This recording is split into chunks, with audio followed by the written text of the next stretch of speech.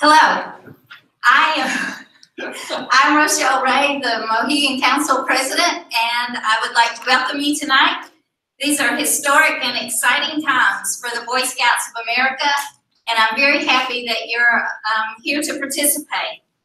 Thank you for joining us, either here in the auditorium or online. There's lots of you out there. Your participation is very much appreciated.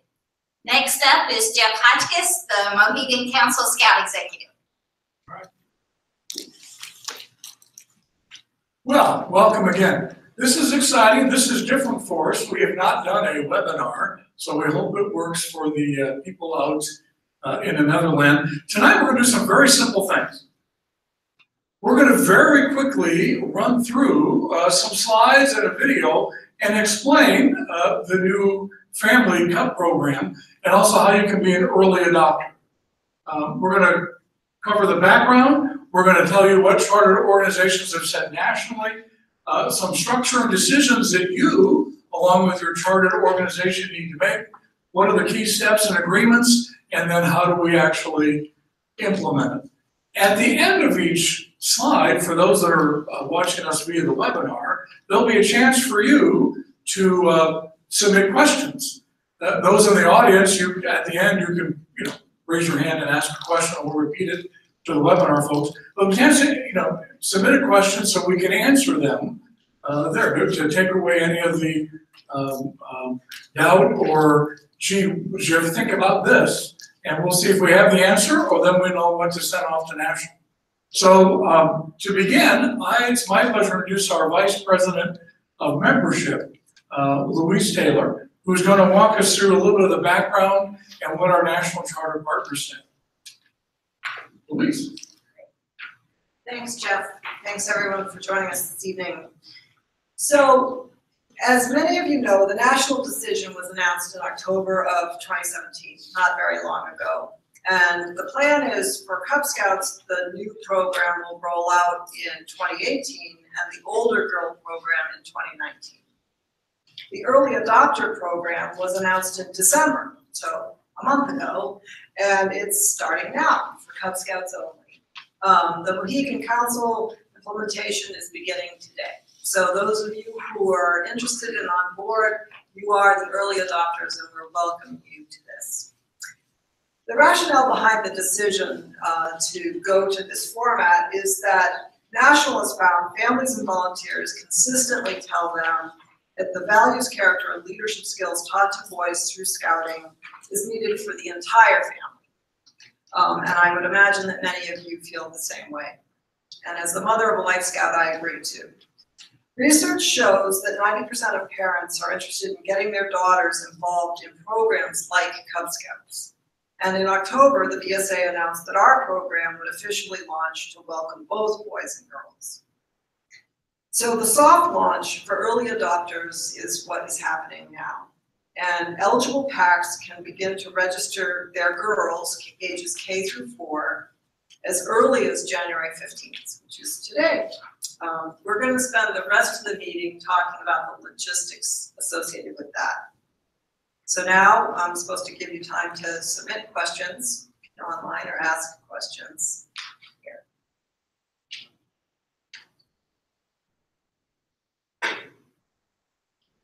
So the next slide talks about chartered organization support, because obviously we can't do anything without the support of our chartered organizations.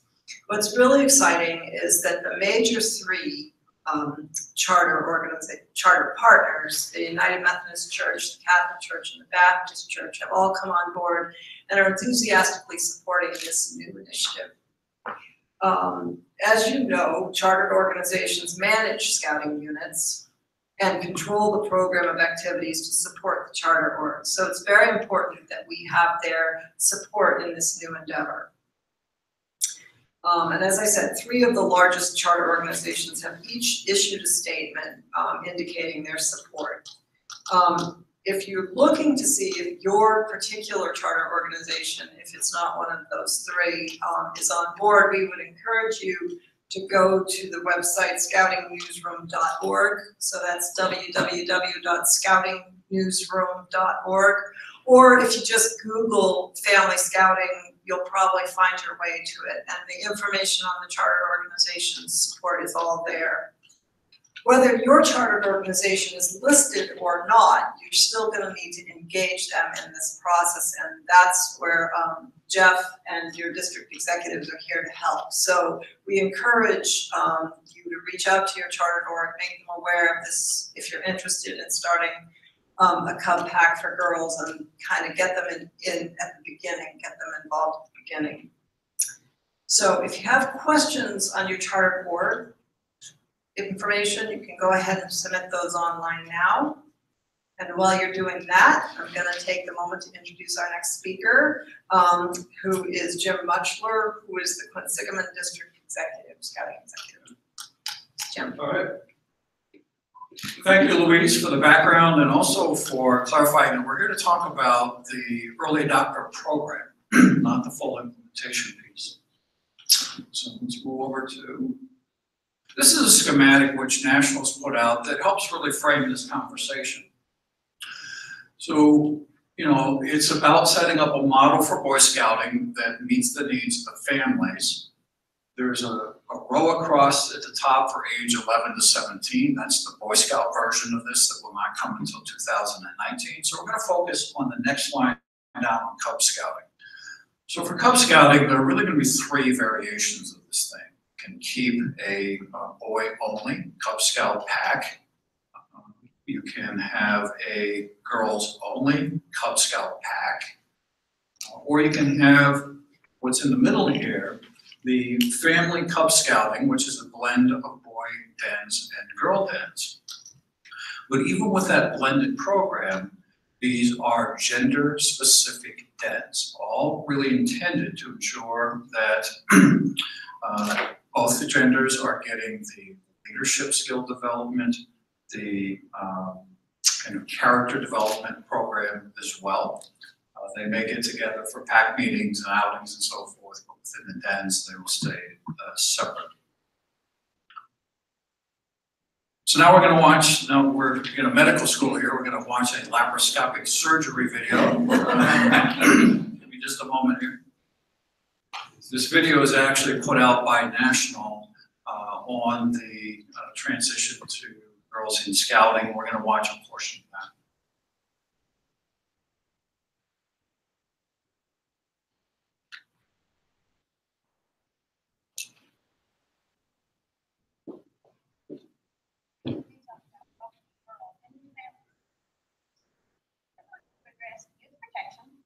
Cub Scout camping, and the requirements to participate in the early adopter program. Effective January 1st, 2018, the following applies to what is required for 2D leadership for Cub Scouting when girl Cub Scouts are involved. 1 registered adult leader and 1 other adult, one of whom must be 21 years old or older, and a youth protection trained adult female must be present. In this case, if you have an all-girl den meeting and a den leader and an assistant den leader who are both men, then an adult female who is youth protection trained must also be present. If you have an all-girl program, you may have all-adult female leadership, of course, but both females must be at least 21 years or older, and both must be youth protection trained. And at least one must be a registered leader in the BSA. In Cub Scouting, overnight and outdoor activities are designed for the family. Parents attend overnight activities with their child. Camping opportunities for Cub Scouting will not change. Those opportunities include resident camps, Weebo's Den overnight campouts, council-organized family camp, and pack overnighters. Resident camps and council-organized family camps must comply with National Camp Accreditation standards. However, for pack overnighters and Weebo's Den overnight campouts, the policies are this. The current policy of having at least 1 blue-trained adult in attendance will remain the same. In addition, Male and female adult leaders must be present for all overnight scouting trips and outings, even those including parent and child, unless all youth and adults are the same gender. Both male and female adult leaders must be 21 years of age or older and currently youth protection trained, and at least one must be a registered member of the BSA. So, if you have an all-boy Weeblo's Den going on a campout, the leadership for that activity can be all men. If you have an all-girl Weeblo's Den going on a campout, the leadership for that activity can be all women. Our current tenting policy remains in effect, and those are, as a reminder, no adult may share a tent with the opposite sex unless he or she is the adult spouse. No youth may share a tent with an adult or person of the opposite sex other than a family member or a guardian. Assigning youth members more than 2 years apart in age to sleep in the same tent should be avoided unless those youth are relatives. Remember that whenever possible, separate showers and bathroom facilities should be provided for male adult and female adults, and male youth and female youth. If separate facilities are not available, separate shower times must be scheduled and clearly posted. Yes, early adopter packs may participate in spring Cub campouts such as pack overnighters or council organized family camps. Remember, council organized family camps must meet national camping accreditation standards, even if these events are not at council-owned or operated facilities. Now that we have those policies in place, it's time to welcome girls into Cub Scouting. Starting as soon as January 15th, 2018, your packs will have an opportunity to participate in an early adopter program. The purpose of developing an early adopter program is to meet the current demand of packs who already have the capacity to deliver a family program. It will give us an opportunity to observe and perhaps learn some lessons that we can really only learn by providing this opportunity. There are the requirements for the early adopter program, however. First, the charter partner and the pack committee adopts use of the family pack model. And the term family pack refers to a pack that has both boy dens and girl dens. It is the charter partner's decision, and it's up to the pack committee to deliver the program. So agreement between those two is really important. If the pack committee and the leadership have not had formal conversations with the charter partner about their desire to serve the family by welcoming girls, then this needs to happen as soon as possible. To ensure that the charter partner has agreed to provide a family pack program, membership registration for early adopters must be done online. Before any of this can happen, the unit must be currently chartered. With the use of online registration and My Scouting tools, we are able to facilitate this process and capture valuable data. Here's how.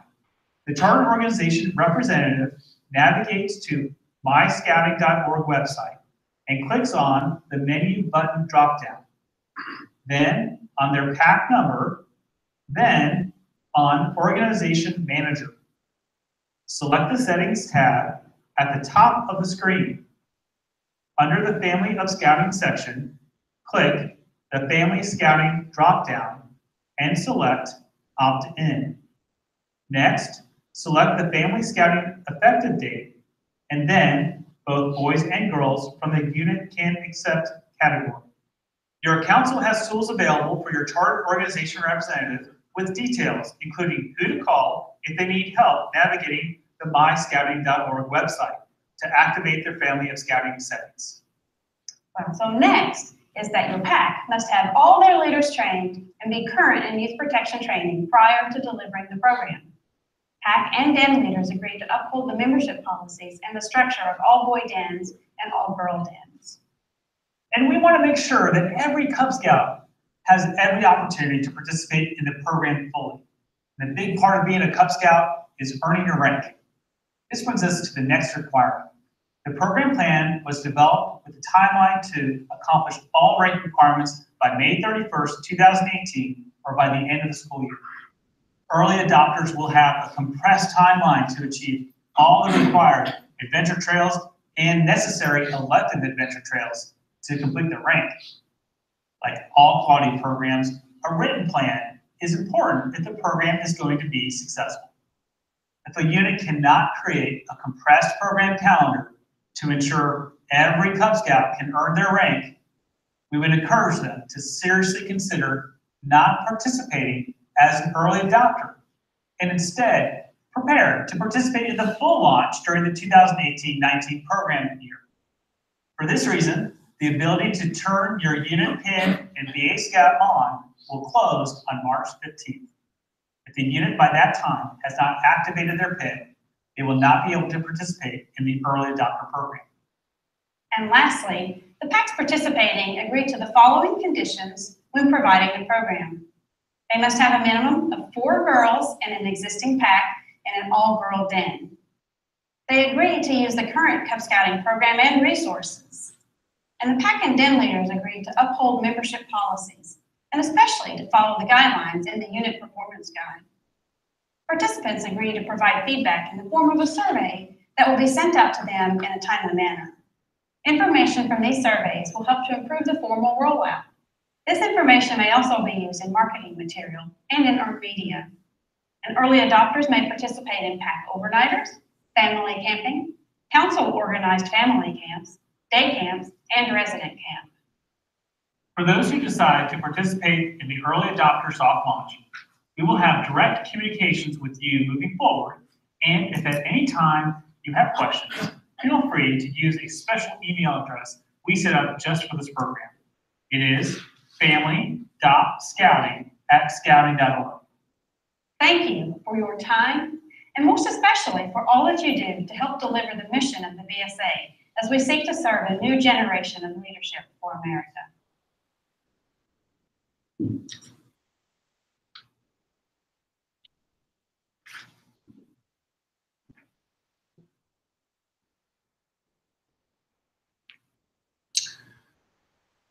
All right, I'm going to reinforce 2 things. One, I'm going to go back to this slide for a moment and point out that in the early adopter program, we will not be setting up girl-only Cub Scout packs.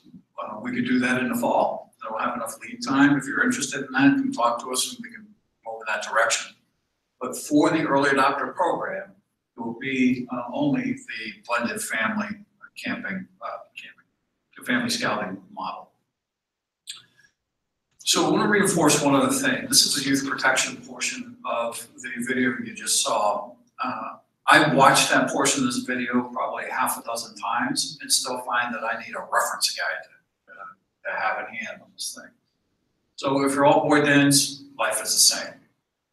If it is all girl dens, if all the leaders are female, same 2 deep leadership applies.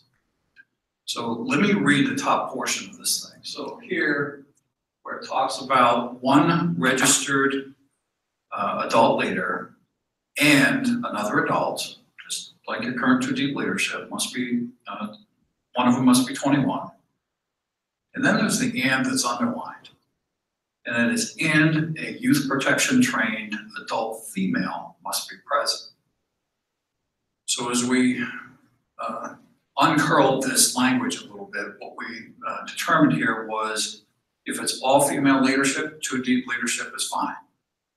If any one of the leaders is male, you now need at least 3 leaders for 2 deep leadership, okay?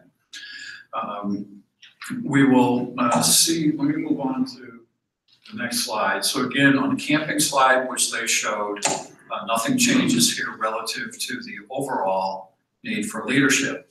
But again, we point out here, on the top, on the right side, it talks about male and female adult leaders must be present for all overnight camping and outings and trips, even those where the parents are present, unless all the adults and youth are of the same gender.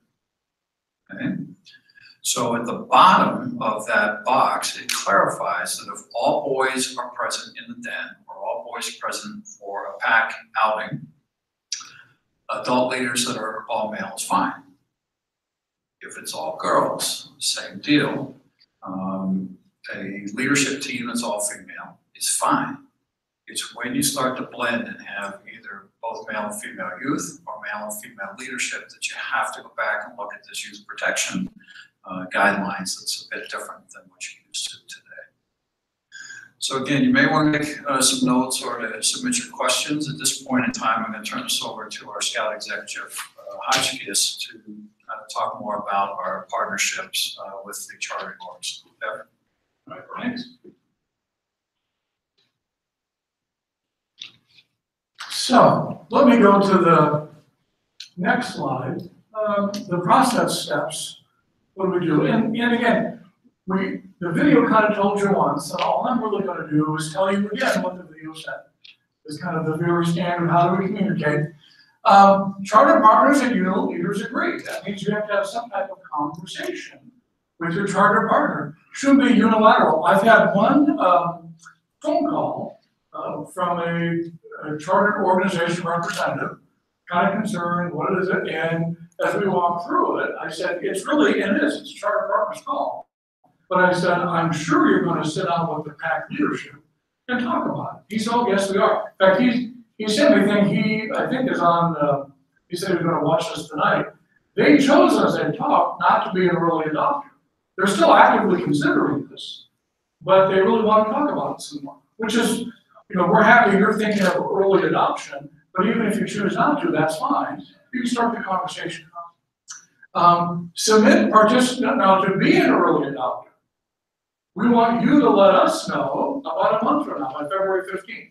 Let us know you're going to do that.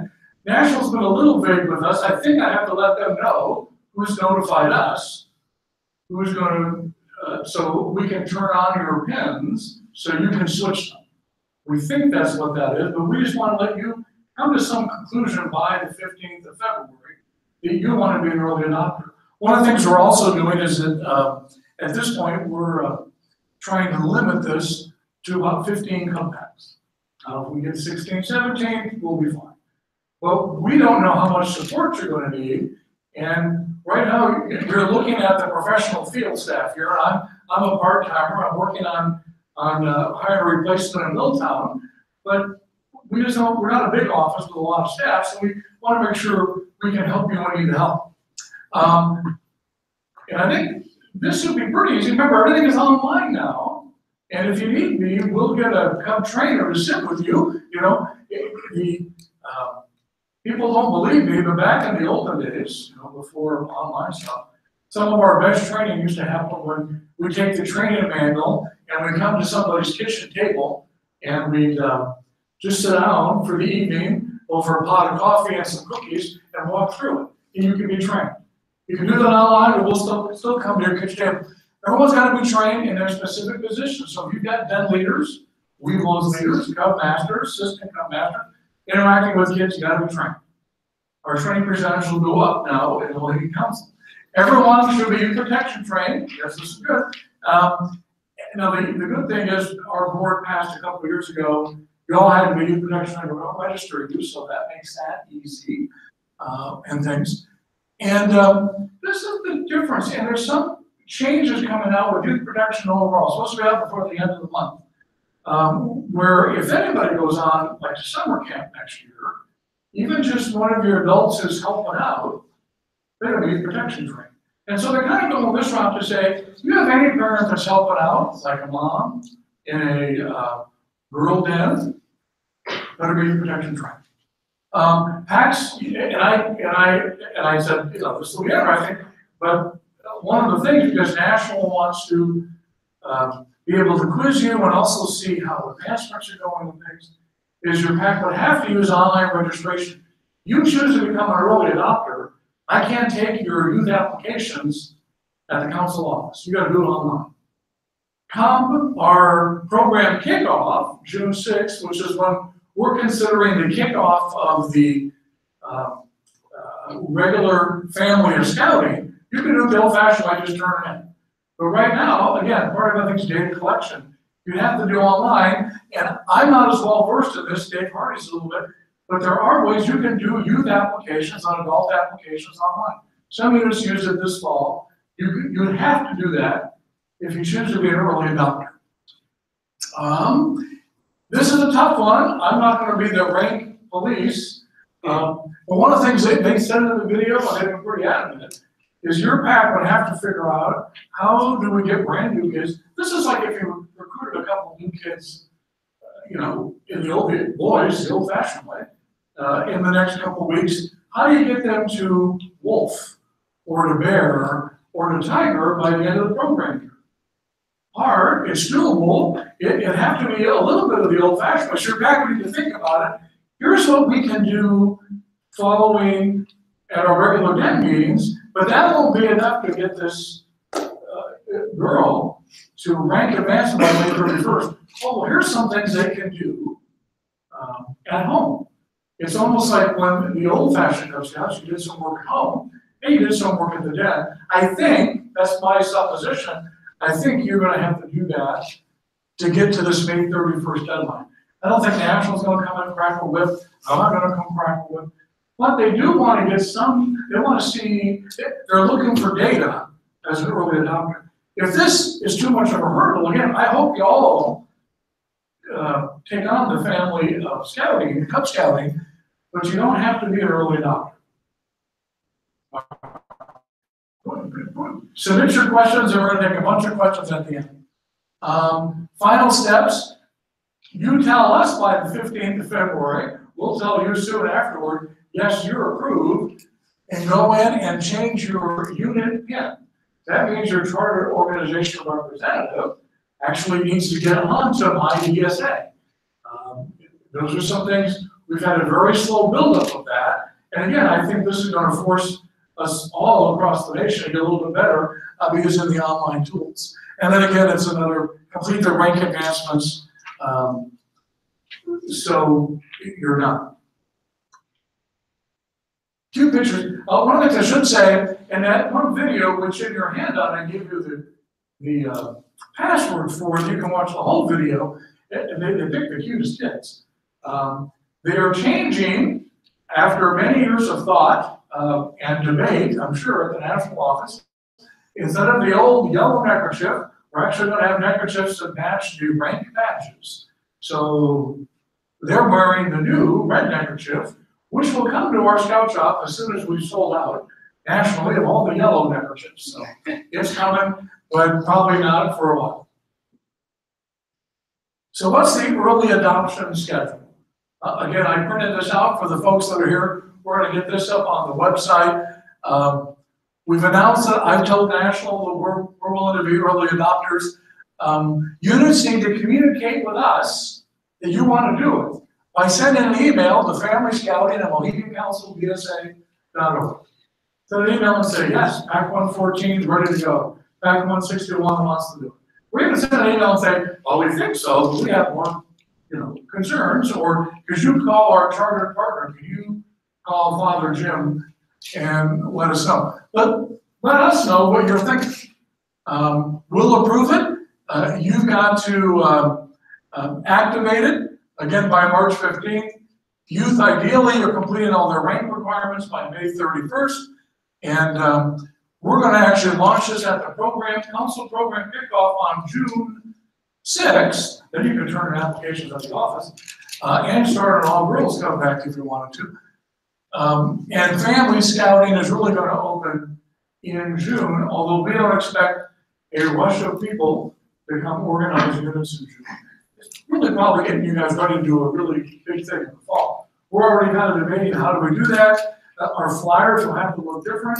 We'll have to know at your local school, are we flyering just boys for a boy Cub Pack, or girls for a girl Cub Pack, or what we're hoping is a family Cub Pack, which has boys and girls. Which again, all the studies have kind of said this makes sense. So my final admonition, and then we'll get to the Q&A, is it's now time to kind of start having a conversation with your charter partner. So I think in some cases you may have to, although we're pretty good here, but you may have to kind of say, remember, we're the Cub Pack, we've been rebuilding, and we do this. One of my experiences in another council more than 100 miles away from here, when I was in charge of working with the Vice President of Relationships, is I knew it was a tremendous Boy Scout troop. I mean, they were just terrific. And the scoutmaster really felt kind of called, literally, like it was a calling that he was a scoutmaster. I thought, this is great. He's paired up, and his charter partner was one of the most dynamic churches in the city. I thought, well, this is terrific. They're going to give me all I need to know to tell the rest of you how to do this.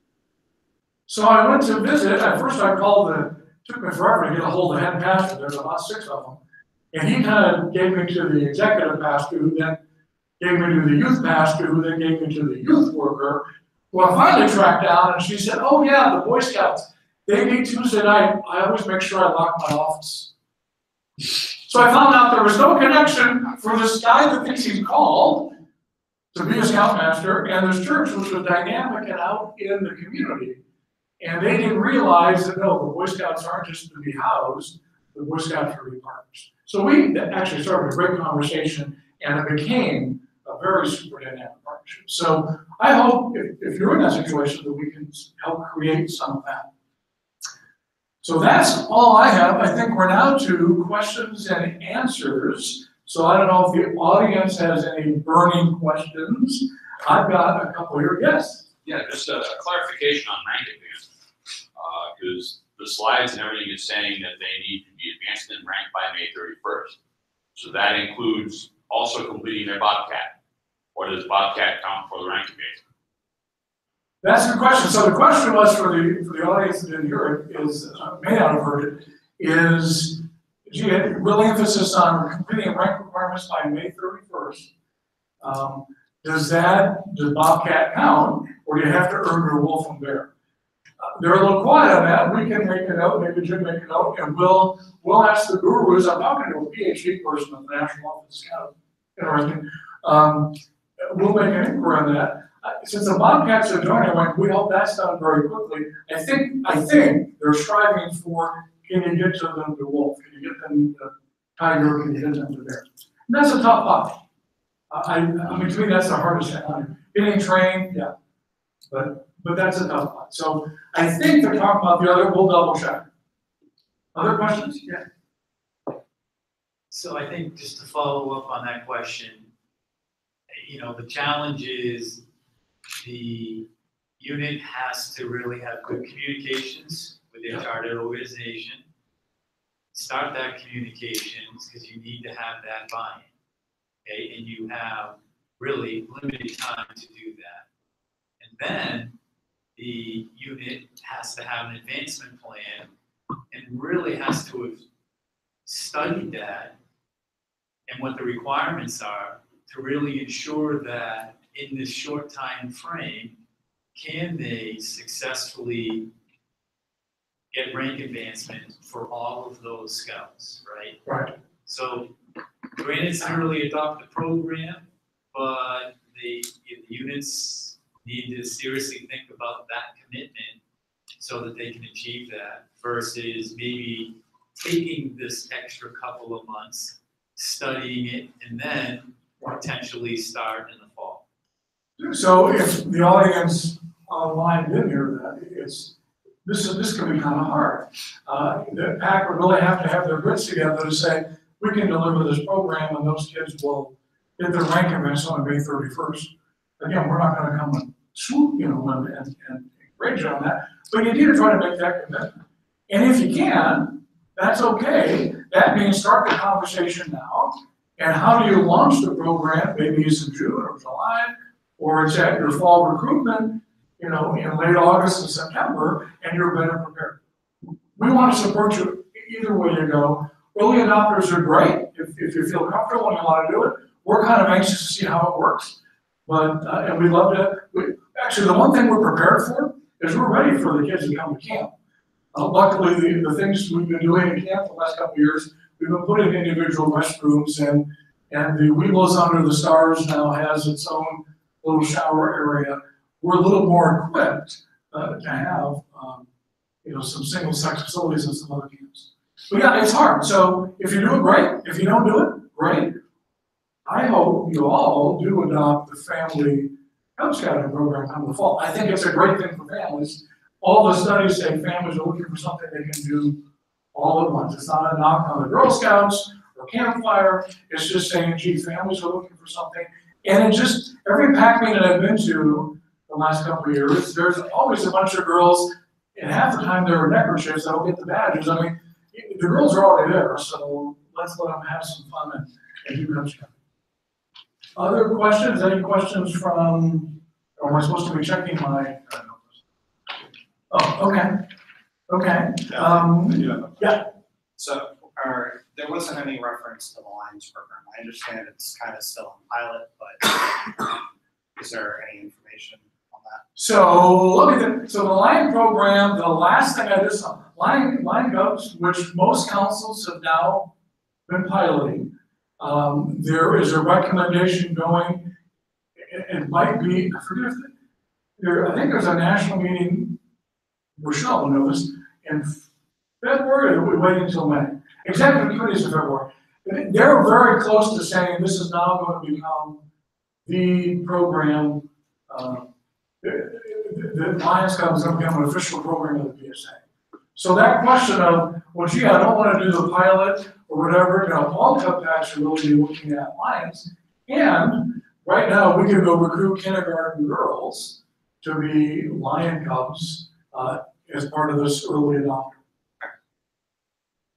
So the Lions sounds like Lions are here to stay. It'll take you longer to get through Cub Scouting than to get a PhD, but that's okay. Kids are having fun, it'll be great. So to provide a little more information on that, on the first 5 minutes of the video that we watched today is further information about the changes in Cub Scouts, including the changes in the neckerchiefs and so forth. But it's also, it talks about the move to making Lions a formal program. So again, hopefully our roundtables will be able to show that first 5 minutes. Thank you. All right, so let me address, there was one question that came in from our internet watchers. Doesn't include 5th grade girls in the material that we saw. Is this correct? Yes, because if you think about if we brought 5th grade girls in right now, they would be crossing over fairly quickly into Boy Scouts, and that program isn't ready to run until fall of 2019. So yes, there is a 1-year gap there on purpose. And I changed that. The Boy Scout Girls program, which someday we'll get a better name, will actually be ready most likely in January of 2019, because we'll have 5th graders starting to cross over in that January, February, March timeframe. That's the reason why right now with the early adopter is K through 4 and not the 5th grade. Because we're not sure what the new Boy Scout girl program is going to be, except very similar to what it's going to be the Boy Scout program, same ranks, same achievements, same everything. But we've, it's going to be a separate leadership. And one of the questions I think is still out there is, do they share a committee or not? And those are some of the things I think they're still working on that we'll hear about. Probably there are 2 times the Boy Scouts make a lot of announcements. Usually, this was different. Usually it's right around the May national meeting. That's always at the end of May, right before Memorial Day. Or at times it's at what's something called the Top Hands, a meeting I go to in late August. That seems to be the 2 times they announced that. This kind of just came out of the blue in October. So much for what usually happens. Other questions? We answered one of the ones that was here. One of the questions here said, well, gee, what if parents don't want to be part of or have their child part of a co-ed program? And so one thing I want to say is that we're not running a co-ed program. We're still running single gender programs, but at the PAC meeting, there'll be boy dens and girl dens. Someone asked me the other day, they said, well, gee, can the dens be on the same night? I'm like, well, what do you normally do? Does your PAC normally have, I think 114 may have a den, if I remember, I've been to one of your things, like all the dens are there. They're all like in every corner of the room. If that's how you do it, well, then of course you'd have a boy den at one corner and a girl den at the other corner. Can they do some activities that are the same? Well, if we're having some PAC activity, and they're there. Or if there's some project where you would normally have a wolf den and a bear den, or if you have two wolf dens, they might be doing the project together. You can do the same thing, except it'd still be a girl wolf den and a boy wolf den. So the same rules apply, but we're trying to still have some of that separation where boys and girls both have a chance in that single-sex environment, single-gender environment, to experience leadership, to be comfortable to do that. In particular, I want to say I really truly believe, and they've said some of them put too much on the web, especially at that Boy Scout age, that single-gender time, from 10 and a half to 15 or so, is vital for both boys and girls. A father of two girls, I can tell you, it's an interesting time for young ladies as they grow. And it was important.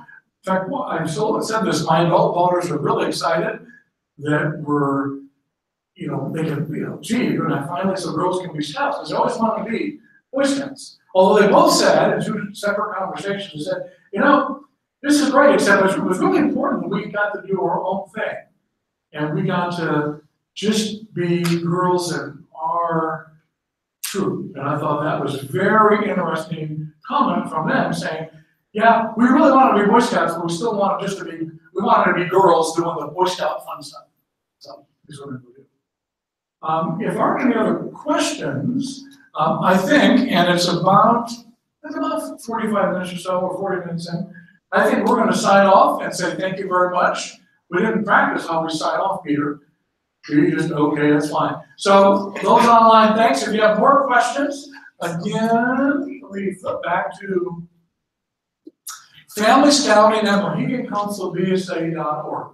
You got a burning question, you send it there, and we'll try to get out within a day or two an answer to you to the best of our ability of what we know the answer is. All right? Thanks. Have a great evening.